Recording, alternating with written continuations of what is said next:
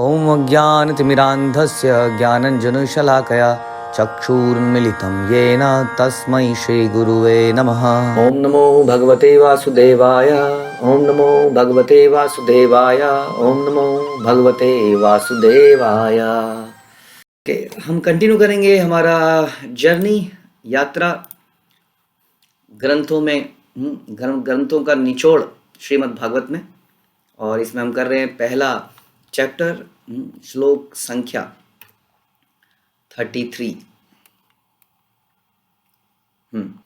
तो चर्चा आप जानते हैं, चर्चा चल रही है परीक्षित महाराज और सुखदेव गोस्वामी की, और इधर से सुत गोस्वामी और सौनक ऋषियों की, जो कि उसी ओरिजिनल स्टोरी को बता रहे हैं, जो कि ओरिजिनल स्टोरी मतलब सुखदेव गोस्वामी और परीक्षित महाराज, और उसको रिवाइज करके बता रहे हैं सुत गोस्वामी, सौनक इत्यादियों को।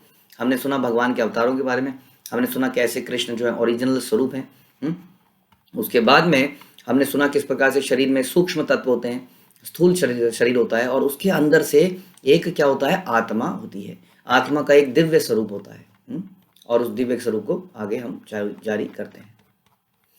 यत्रेमा सदसद्रूपे प्रतिषिद्धे स्वसंविदा अविद्यात्मनि कृते इति तद ब्रह्म दर्शनम। जब कभी मनुष्य आत्म साक्षात्कार द्वारा यह अनुभव करता है कि स्थूल तथा सूक्ष्म यानी कि ग्रॉस और सटल दोनों शरीरों का शुद्ध आत्मा से कोई सरोकार नहीं है, उस समय वह अपना तथा भगवान का दर्शन करता है। यस, जब हमारे आंखों से ये इल्यूजन हटेगा तभी तो हम रियलिटी को देख पाएंगे, राइट। जब हम यही सोचते रहेंगे कि आई एम दिस बॉडी, इस बॉडी से रिलेटेड ये मेरा भाई है, ये मेरा भतीजा है, मेरे ताऊ जी हैं, मेरे फूफा जी हैं, कैसे इनको मैं गिफ्ट दे दूँ, इनकी शादी में चला जाऊँ, ये कर लूँ वो कर लूँ, और इस तरह से जीवन बीत जाए, समाप्त, बहुत हो गया, तो कभी इसके बियॉन्ड नहीं सोच पाएगा। लेकिन जब वो अनुभव करता है कि जो वो है रियल में, जो आत्मा है, वो जो उसका रियल जो सेल्फ है, उसका ना तो इस शरीर से कोई मतलब है जो दिखता है, ये हार्ड मांस का बना हुआ, ना ही इसके अंदर जो मन बुद्धि अहंकार है, छोटा शरीर है, सूक्ष्म शरीर है, उससे भी कोई मतलब नहीं है, वो भी एक भौतिक तत्व है। वो तो इन सबसे बिल्कुल अलग एक शुद्ध आत्मा है, जिसका एक आध्यात्मिक अस्तित्व है। जैसे ही उसको समझ में आता है तब उसको भगवान का दर्शन का वो एलिजिबल बन पाता है।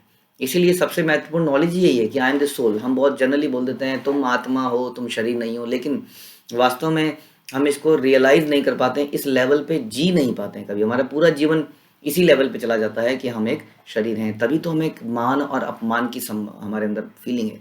देखिए, जब तक आपको किसी की बोली बात का बुरा लग जाता है तब तक आप देहात्म बुद्धि में है।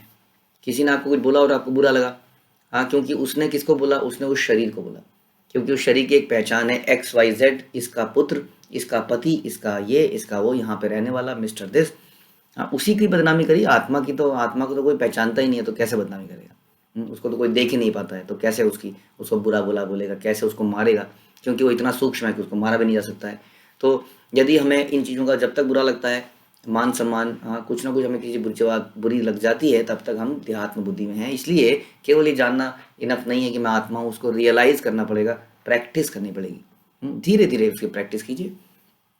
ओके, तो जब कोई इसको रियलाइज कर लेता है तब वो भगवान का दर्शन करता है। आत्म साक्षात्कार का अर्थ है स्थूल तथा सूक्ष्म शरीर की आवश्यकताओं के प्रति मनस्क होना। क्या मतलब होता है अन्य मनस्क का? इनडिफरेंट। क्योंकि ये बॉडी बहुत चीज़ें मांगती है और मांगती रहती है। आज की डेट में हमारी बॉडी के लिए कुछ चीज़ें तो नेसेसिटी हैं और कुछ चीज़ें लग्जरी हैं, ठीक है। लेकिन कुछ दिनों बाद जब वो लग्जरी हमें रेगुलरली मिलने लगती है तो वो लग्जरी हमारे जीवन की नेसेसिटी बन जाती है और हम नई लग्जरीज की तरफ बढ़ते हैं। इस प्रकार से हमारी नीड्स बढ़ती चली जाती हैं, और नीड जो मेरी वांट्स हैं वो हमारी नीड्स में कन्वर्ट होती जाती है। अब they are no more wants, अब तो नीड है, ये तो चाहिए ही, ये तो बेयर मिनिमम है, ये नहीं दोगे तो हम डिससेटिस्फाइड हो जाएंगे। हाँ, ये है समस्या। तो जब हम इन आवश्यकताओं के प्रति अन्य मनस्क हो जाते हैं और हम समझते हैं कि वाकई में, जैसे कई लोग होते हैं कार को सजाते ही रहते हैं, हाँ, कई लोग होते हैं केवल सर्विसिंग का ध्यान रखते हैं कि सर्विसिंग बड़ी इंपॉर्टेंट है भैया, समय पर इसका ऑयल चेंज होना चाहिए, गियर ऑयल चेंज होना चाहिए, ब्रेक शू वगैरह सब कुछ, इंजन ऑयल ठीक होने चाहिए। लेकिन कई लोग होते हैं जो उसमें इधर से स्टिकर, उधर से स्टिकर, इधर से उसमें एक्सटेंशन, उधर से एक्सटेंशन, उधर से कुछ, इधर से कुछ, हर दिन कुछ नया ही करते रहते हैं। तो इन आवश्यकताओं के प्रति अन्य मत होना, ये सोचना कि शरीर को जीने के लिए कितनी मेंटेनेंस की आवश्यकता है, बस किस तरह से ये चलता रहे, स्वस्थ रहे, ताकि हम कृष्ण भावनामृत में कार्य कर सकें। तो इसको कहते हैं शरीर के प्रति इनडिफरेंट हो जाना, उसकी नीड्स के प्रति। कौन सी नीड्स? नीड्स नहीं, बेसिकली वांट्स के प्रति, जो उसकी इच्छाएं दिन भर बढ़ती रहती हैं। और आत्मा के कार्यों में गंभीर हो जाना, इसको कहते हैं आत्म साक्षात्कार। ये व्यक्ति आत्म साक्षात्कारी है, सेल्फ रियलाइज्ड है। उसको कौन है सेल्फ रियलाइज? जो अपनी बॉडीली नीड्स के प्रति इंडिफरेंट हो जाता है और अपनी आत्मा की नीड्स के प्रति सचेत हो जाता है, गंभीर हो जाता है, वो व्यक्ति सेल्फ रियलाइज्ड है। और वही व्यक्ति ज्ञानी है, वही व्यक्ति वाकई में वही व्यक्ति ज्ञानी है। बाकी सब एक तरह से मूर्ख हैं अभी, जो कि ज्ञानी बन सकते हैं अगर वो सेल्फ रियलाइज हो जाए तो। ठीक है।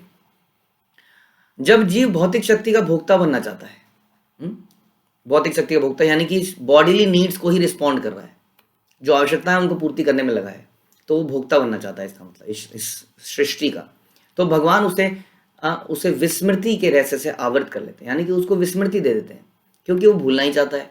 इसलिए भगवान गीता में कहते हैं कि विस्मृति भी मेरे से ही आती है, मैं ही विस्मृत करता हूँ। क्यों? क्योंकि वैसे चाहते हैं। जैसे कि जो नीचे के लोग हैं, उसमें लोग भगवान को जो भूलना चाहते हैं ना, और एंजॉय भी करना चाहते हैं, वो नीचों के लोग में जाते हैं। नीचे के लोग हैं जो इनके पताल है, और पताल के ऊपर और पृथ्वी के नीचे, ये जो बीच के सारे लोग हैं, इसमें बहुत ही इंद्रिय तृप्ति की वस्तुएं हैं, लेकिन भगवान की कोई अनुभूति नहीं। संसार के अंदर तो फिर भी कभी कभी भगवान, जैसे इस वक्त तो सभी को भगवान याद आए हुए हैं कोरोना में।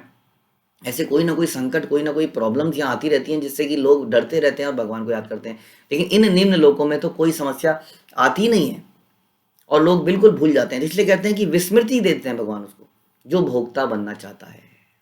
उसकी बुद्धि को आवृत कर लेते हैं, और इस प्रकार जीव अपने सूक्ष्म तथा स्थूल शरीर को अपना घोषित कर लेता है।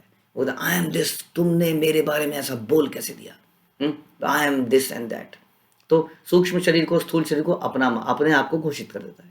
और जब दिव्य ज्ञान के अनुशीलन द्वारा जीव विस्मृति के पाश से छूटने के लिए भगवान से प्रार्थना करता है, ये कृष्ण देवी ये गुणामयी मम माया दुरत्या मामे भी ये प्रपद्यंते माया मिताम तरंति ते। कृष्ण अपनी माया से मुझे बचाइए, कोई इससे बचा नहीं है, मुझे अपनी शरण में लीजिए, मुझे अपनी भक्ति प्रदान कीजिए। जब वो ऐसी प्रार्थनाएं करता है और उसके लिए प्रयत्न करता है, तो भगवान अपनी अहेतुकी कृपा से जीव के मोह आवरण को हटा देते हैं। ये जो विस्मृति है इसको हटा देते हैं और फिर से स्मृति देते हैं, और फिर से अनुभूति करने लगता है और आत्म साक्षात्कार के पद पे चलने लगता है।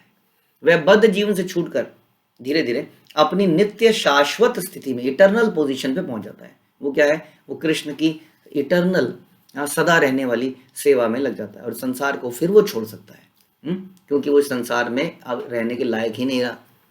लेकिन तब तक वो इस संसार में आता रहेगा बार बार, जब तक इस संसार को भोगने की इच्छा उसके अंदर है। जब इस संसार से उसके अंदर विरक्ति होगी, आत्म साक्षात्कार में होगा, आत्मा के कार्यों में गंभीरता लेगा, भगवान से, माया से छूटने का प्रार्थना करेगा और भक्तिमय प्रयासों से प्रयत्न करेगा, तब धीरे धीरे वो आध्यात्मिकता के लेवल पे चलेगा और शुद्ध हो जाएगा और केवल भगवान की प्रसन्नता के लिए जिएगा। जब व्यक्ति इसी जीवन में भगवान की प्रसन्नता के लिए जीने लगता है, तब उसको यहाँ से ट्रांसफर करने के पर मृत्यु के बाद यहाँ से उसको गोलोक में ले जाते हैं। फॉर एग्जाम्पल, किसी कंपनी में किसी का प्रमोशन तभी होता है जब वो नेक्स्ट लेवल के लिए परफॉर्म कर रहा होता है, बिहेव कर रहा होता है, तब उसको बोलते हैं ये तो यार मैनेजर लेवल पे काम करता है, कितना सिंसियरिटी से काम कर रहा है, कितनी जिम्मेदारी ले रहा है, इसकी प्रमोशन कर दी जाए। ऐसा नहीं होता इसकी प्रमोशन करके अब देखते हैं जी अब ये सिंसियर बनता है कि नहीं, पहले वो सिंसियरिटी के लक्षण दिखाता है, तब उसको करा जाता है, बल्कि उसको ट्राइड एंड टेस्ट करने के बाद ही करा जाता है। इसी तरह से जब हम गोलोक में रहने के लक्षण दिखाते हैं, तभी इस संसार से हम निकल पाएंगे, नहीं तो बार बार यहीं पर आते रहेंगे, घूमते रहेंगे। ठीक है, गोलोक में कौन जाता है? गोलोक में वही जाता है जिसके जीवन का एकमात्र उद्देश्य भगवान की प्रसन्नता है। हम वहाँ सब लोग भगवान की प्रसन्नता के लिए जीते हैं और इस तरह खुद भी प्रसन्न रहते हैं। श्लोक संख्या 34। यद्देशोपरता देवी मायावेशारदीमति संपन्न एवेति विदुर्मे हिम्नि स्वेमहीयते।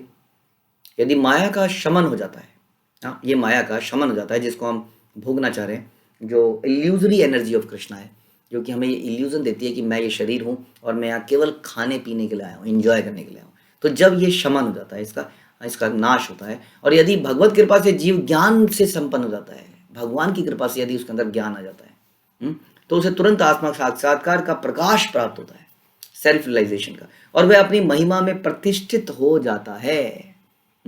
अपनी महिमा में, अपनी ओरिजिनल आइडेंटिटी में स्थापित हो जाता है। तब तक वो इल्यूजन में रहता है कि मैं डॉक्टर हूँ, मैं बहुत बड़ा इंजीनियर हूँ, मैं बहुत बड़ा अकाउंटेंट हूँ, मैं बहुत बड़ा बिजनेस का ओनर हूँ, इस तरह से कई सारी आइडेंटिटी बनाता है। और यदि उसको भगवान की कृपा से ज्ञान हो जाता है, गुरु मिलते हैं, तो वो आत्म साक्षात्कार में स्थित हो जाता है और अपनी ओरिजिनल आइडेंटिटी में, कृष्ण का नित्य दास। तो यहाँ पे बता रहे प्रभुपाद बहुत अच्छी लाइन कि भगवत कृपा से बहिरंगा शक्ति, यानी कि ये मटेरियल एनर्जी जो इस संसार में हम देखते हैं, वह है जो चाहने वाले जीवों को मोहने के काम में प्रयुक्त करती है। यानी कि जो लोग भोगना चाहते हैं उनको इल्यूजन्ड करने के लिए, उनको भ्रमित करने के लिए, ये जो सांसारिक सृष्टि है, ये वो हर उस व्यक्ति को भ्रमित कर देती है जो उसको भोगना चाहता है। हाँ, जैसे कि कुछ लोग शराब को भोगना चाहते हैं, तो शराब ही एक्चुअली में उन्हें भ्रमित कर देती है और वो शराब उनको भोगती है। तो इस तरह से ये जो माया शक्ति है, बहिरंगा शक्ति है, जो कि जीवों को मोहने के काम आती है, वही शक्ति भगवान की कृपा से एक शुद्ध भक्त के लिए बहुत बड़ा एक असेट बनती है संसार से छूटने के लिए। क्योंकि वो क्या करता है, वो इसी माया शक्ति को भगवान की सेवा में लगा के चला जाता है। जैसे कि रास्ते में हमारे कई सारे पत्थर आते हैं। जैसे कि एक बार हमने बचपन में सुना था कि एक व्यक्ति जो है कुएं में गिर गया। अब क्या हुआ कि कुछ कुछ ढंग से याद नहीं है, तो किसी दूसरे व्यक्ति ने जो उससे एनवियस था, उसने उस पर मिट्टी डालने की कोशिश करी कि दबाई रह जाए। और आम आदमी तो घबरा जाएगा, एक तो कुएं में गिरा हुआ है, ऊपर से मिट्टी फेंकी जा रही है, दबाया जा रहा है, जिंदा गाड़ा जा रहा है उसको। तो वो क्या करता था कि वो अपने ऊपर से उस मिट्टी को झाड़ता रहता है जो गिरती है, ध्यान से पेशेंटली काम करता है, झाड़ता रहता है। तो क्या होता है, उसके आसपास मिट्टी खड़ी रहती है, उस मिट्टी के ऊपर चढ़ता रहता है, मिट्टी गिरती रहती है, मिट्टी पे चढ़ता रहता है। तो इसी और दूसरा एग्जाम्पल यह है कि कोई पहाड़ है, उसके ऊपर बहुत सारे पत्थर हैं। अब या तो उनको अपने जीवन में आगे आने वाली रुकावटें समझ लें, या उन्हीं के ऊपर चढ़ कर हम पहाड़ को चढ़ जाएं। अदरवाइज ऐसे पहाड़ में जिसमें पत्थर ही नहीं है, मिट्टी है, उसमें चढ़ना बड़ा मुश्किल है। तो इस प्रकार से हमारे जो जीवन में ये जो कठिनाइयाँ आती हैं, इसको हम क्या सोच लेते हैं, ये स्टेपिंग स्टोन्स हैं। तो जो व्यक्ति इन माया को, वो व्यक्ति क्या करता है, जो माया है इसी को इस्तेमाल करता है यहाँ से निकलने के लिए। कैसे? जो धन है, जो आम आदमी को भ्रमित कर देता है और उसको भोगों में गिरा देता है, गलत आदतें डाल देता है ना। सारी गंदी आदतें धन के एक्स्ट्रा होने पे आ जाती हैं। वो उसी धन को मुक्ति के लिए लगा लेता है, उसी धन को दान करता है कृष्ण भावनामृत के कार्य में खुले हाथ से। और ऐसे बहुत सारे लोग हैं जो कर रहे हैं। तो क्या होता है, वही धन जो बंधन का कार्य था, वही धन अब मुक्ति का कार्य हो गया। वही खाना पीना, जो दिन रात खाना खजाना, खाना यहाँ खाना वहाँ खाना, अब वो क्या करता है, दिन रात 56 भोग बनाता है भगवान के लिए, अलग अलग वैरायटी, उसका इंटरेस्ट ही खाना बनाने में, वो भगवान के लिए बनाता है। और वही खाना जो उसकी बंधन का कार्य था, अब वही खाना उसकी मुक्ति का कारण बन जाता है। इस प्रकार से वही बच्चे जो इधर से खींचातानी, उधर से खींचातानी, पिक्चर लेके जाओ, वीडियो गेम लेके मॉल में लेके जाओ, अब वही बच्चों को उसने भक्त में लगा दिया। अब वही बच्चे जब वो बैठता है अपना कीर्तन करने, तो आता है पिताजी मैं मृदंग बजाऊंगा, पिताजी मैं करताल बजाऊंगा, और सब पूरा परिवार मिलके, देखिए वही परिवार जो बंधन का काम है एक आम आदमी के लिए, वही परिवार मुक्ति का कारण बन जाता है। तो यही यहाँ पे समझाया जा रहा है कि कैसे एक ही बिजली, जो बिजली फ्रिज में ठंडा करने का काम करती है, वही बिजली को आप उससे क्या कहते हैं, प्रेस जो होती है आयरन, उसी से उसको प्रेस करने का काम भी कर सकते हैं, उसी से उसको रॉड से पानी गर्म करने का काम भी, गीज़र में पानी गर्म करती है, एसी में ठंडा, वही बिजली सेम ही है। उसी तरह से ये भगवान की शक्ति, बहिरंगा शक्ति, माया शक्ति वही है। कोई व्यक्ति इसमें फंस जाता है जो उसको भोगने का प्रयास करता है, कोई व्यक्ति के लिए ये माया शक्ति बड़ी सहायक साबित होती है इस संसार से निकलने के लिए। ये डिपेंड करता है कि हम कैसे शरणागति करते हैं, भगवान ही इसमें मदद करते हैं, गुरु हमारी मदद करते हैं, कैसे इस माया को भगवान की सेवा में लगाकर संसार से निकलने के लिए प्रयोग में लाया जाए। ठीक है, तो बहुत ही इंपॉर्टेंट श्लोक थे। ग्रंथराज श्रीमद् भागवत की जय, श्रील प्रभुपाद की जय।